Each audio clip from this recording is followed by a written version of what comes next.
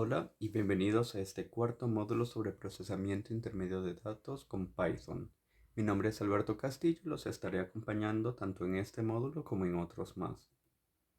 Al final de este módulo ustedes deben ser capaces de describir las ventajas de utilizar lenguajes de programación para el análisis de datos, describir los fundamentos básicos de la computación en la nube, realizar el procesamiento de bases de datos con comandos de Python, transformar tablas y crear tablas dinámicas, y procesar y analizar datos abiertos sobre COVID-19 y prestación de servicios en el Ecuador.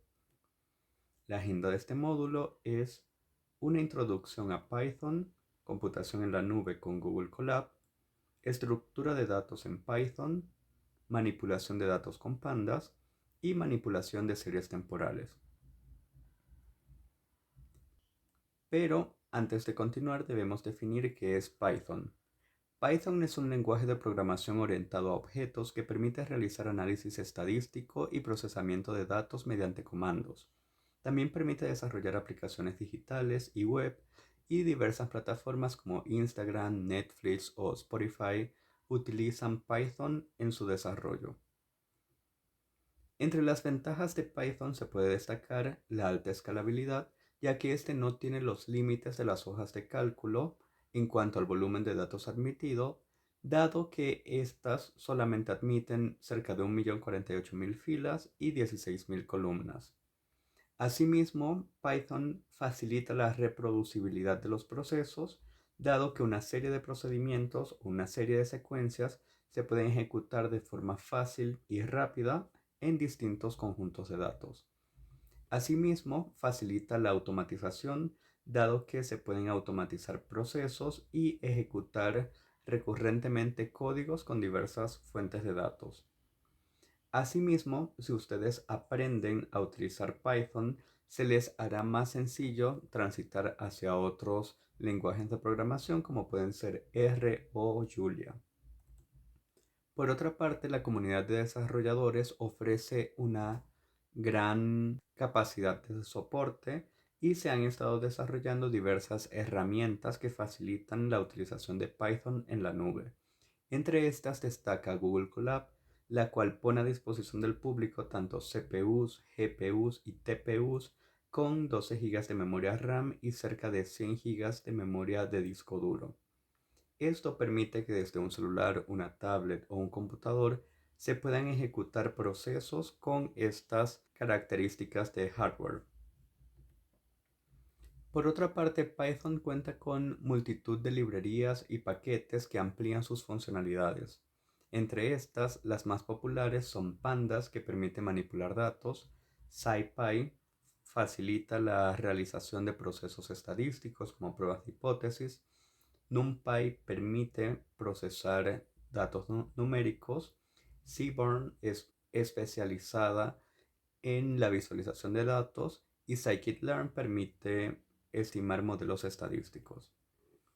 Pero algo muy importante a tener en cuenta es que al cambiar de hojas de cálculo a Python, cambia el paradigma al que estamos acostumbrados.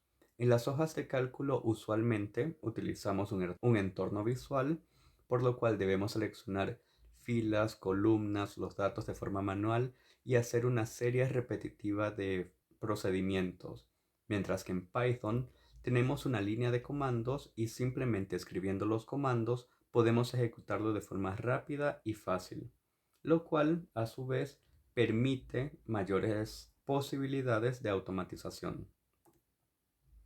Al igual que las hojas de cálculo, Python cuenta con funciones, pero también cuenta con métodos. Ambas opciones son similares y lo que proveen es un conjunto o una serie de pasos encapsulados y predeterminados que son aplicados a objetos o a datos, y esto permite obtener un resultado específico. Las funciones operan con los objetos o datos suministrados a estas, generalmente entre paréntesis. De forma nativa podemos ver la función print, que nos despliega un texto como resultado, que es este TechVidFun, mientras que los métodos son asignados y ejecutados a un objeto. En este caso tenemos el objeto Ferrari, al cual se le asigna el método sound y este produce el resultado ya programado previamente. Las librerías pueden disponer tanto de una serie de funciones como de métodos para ejecutar diversas tareas. A continuación vamos a ver qué es Google Colab y cómo podemos hacer computación en la nube.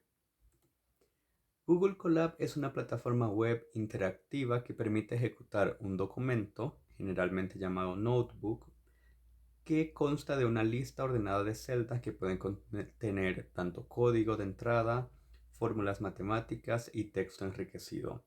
Estas celdas, al ser ejecutadas, poseen o generan un valor de salida acorde a su contenido. Aquí podemos ver un ejemplo donde se ha importado una librería, se generan unos datos, se especifica cómo va a ser el gráfico y obtenemos como resultado un gráfico. Asimismo, Google Colab permite conectar el notebook a Google Drive, lo cual facilita la importación y exportación de archivos. Para esto se requieren las librerías google.colab y OS de sistema operativo para conectarse con Google Drive y navegar a través de este.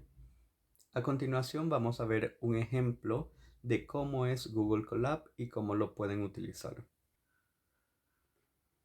Al ingresar a Google Colab, ustedes se encontrarán con un entorno parecido a este, en el cual pueden abrir los notebooks anteriores o ver una descripción de cómo es el entorno.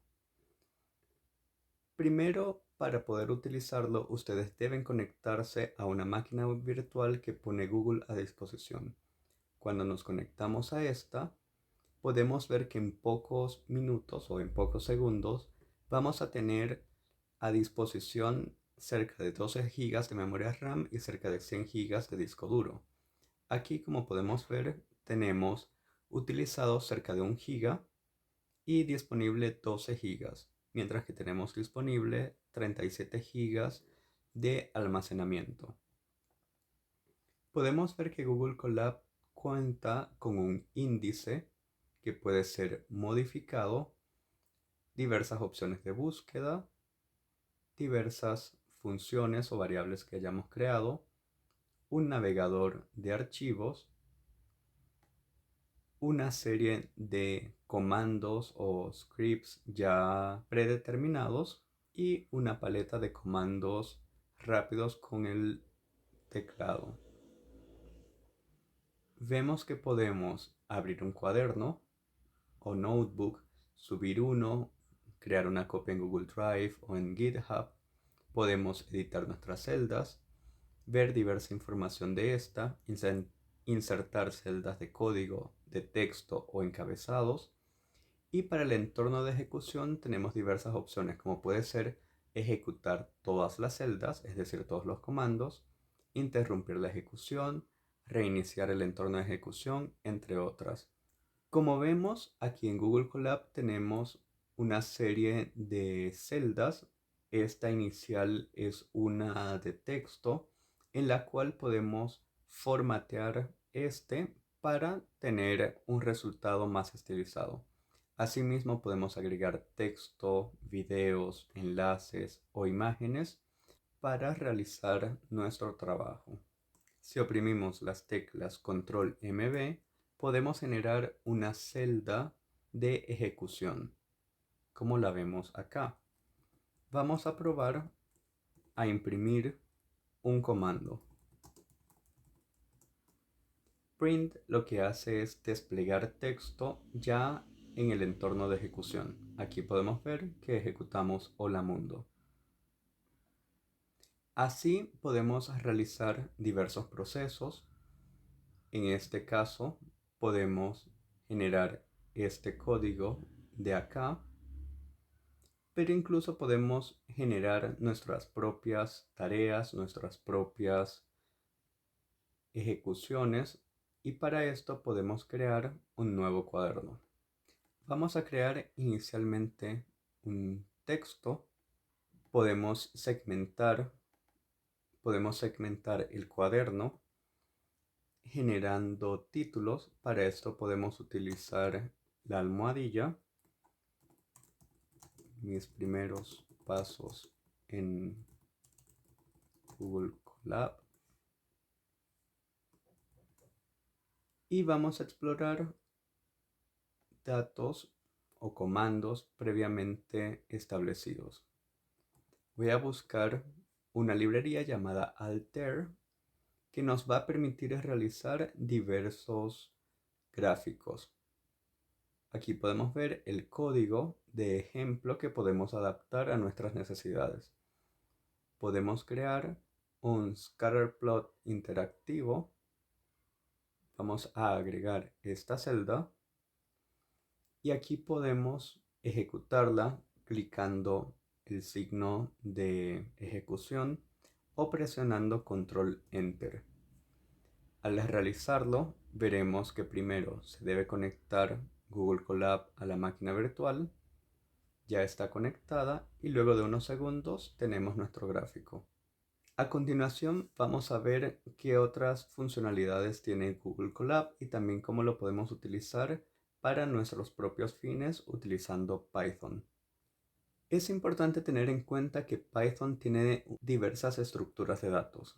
Entre estas hay datos que son numéricos, que pueden ser números enteros, integer, números flotantes, que son números decimales, números complejos, y a su vez podemos tener texto, que usualmente es llamado string. Podemos tener valores booleanos que guardan si un resultado es verdadero o falso, datos binarios o datos nulos, es decir, cuando hay ausencia de datos.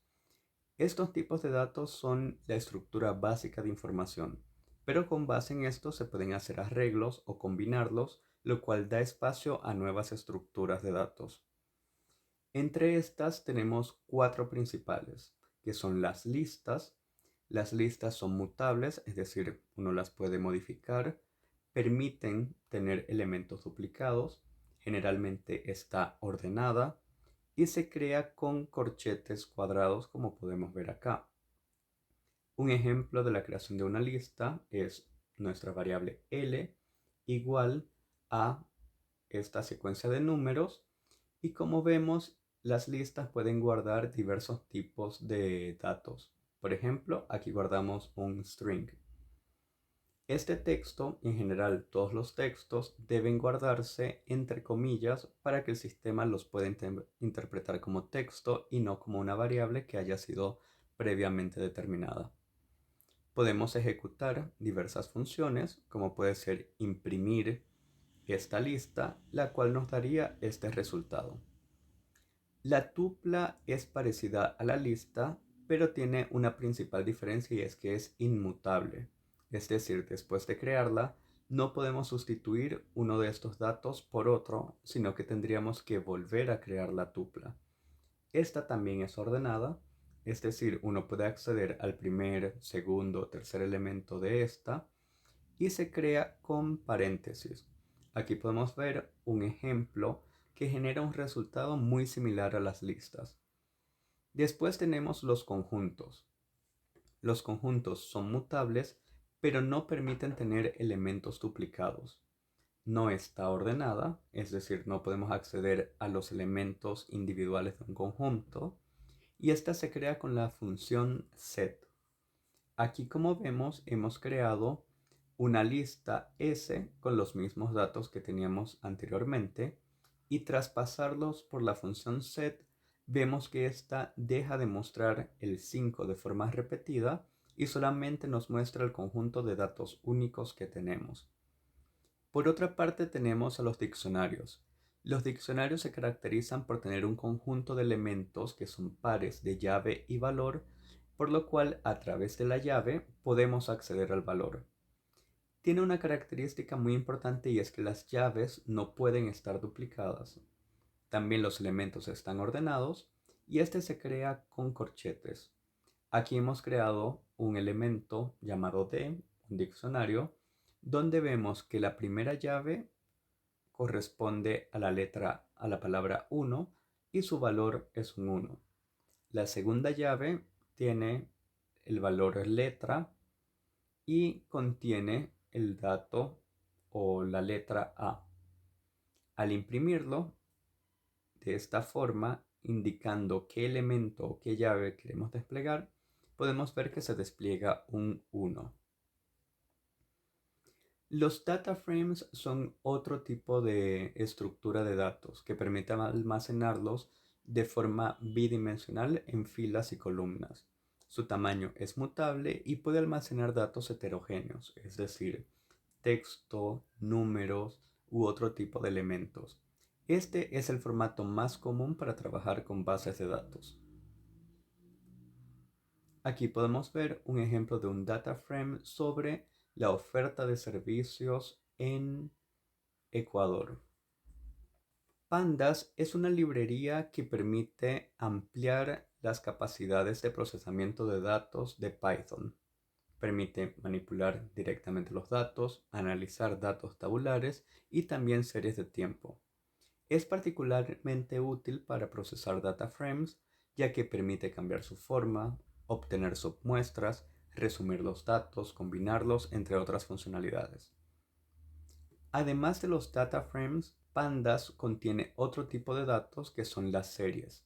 Las series corresponden a cada columna del data frame y a diferencia de las listas, estas cuentan con un conjunto de datos ordenados, pero también un índice de estos, es decir, un número, un nombre o algo adicional que haga referencia a estos valores. Algo muy similar a cómo funciona un diccionario. Ahora vamos a ver un ejemplo práctico de cómo utilizar Pandas con Google Colab.